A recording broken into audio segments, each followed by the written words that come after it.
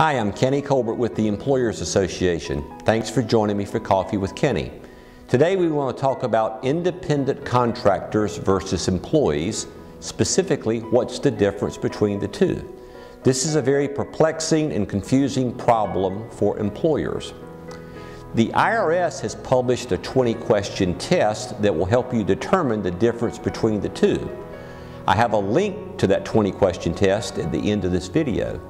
But quite honestly, you will never get all 20 of the questions to apply to a particular situation. If you can get maybe 8 or 10 questions to apply, you're doing good.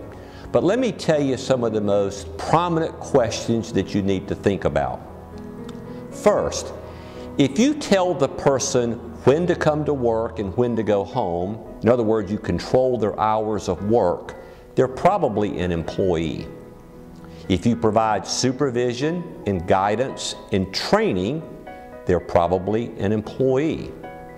If they use your office equipment or company tools, supplies, and things like this, they're probably an employee.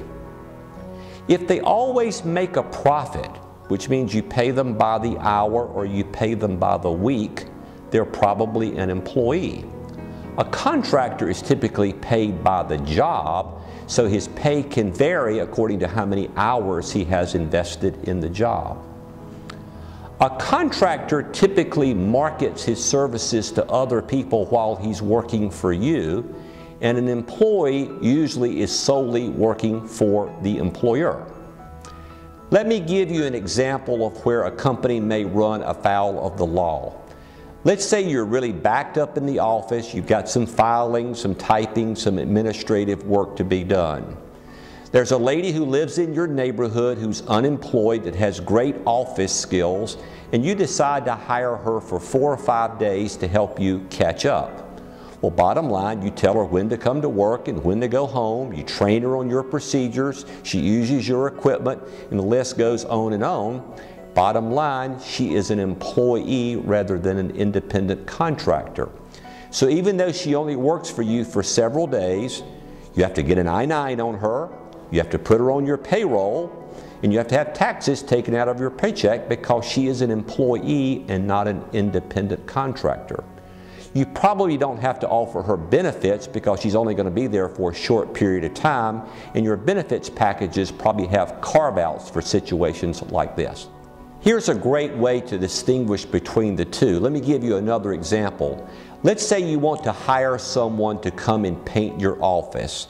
And you hire a guy to come over and you say, I'm going to pay you $200 to paint my office. He brings his own ladders, drop cloths, and brushes. You don't do any training or anything. You just open the door and you let him in and he paints. He may be like a lot of painters. He comes in and paints 2 walls. He leaves for a day or 2, and then he comes back and paints a few days later. It may take him 5 hours, 10 hours, or 20 hours to paint your office, but you pay him a lump sum payment. A painter, in that sense, is an independent contractor. So if there's ever a tough decision, are they an employee or are they an independent contractor, think about the lady in the neighborhood that you hire to work in the office versus the guy that you hire to come paint your office, and you'll see the difference in the two. There are 3 governmental agencies who would love to be involved in your misclassification of an employee versus an independent contractor.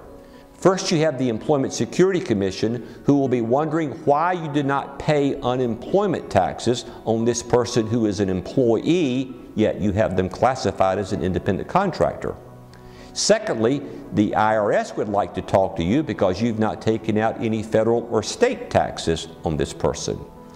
And thirdly, you may have the Wage and Hour Department involved because they want to know, have you paid minimum wage and overtime to this person? So there are 3 agencies who are actively involved in prosecuting companies for misclassification of employees.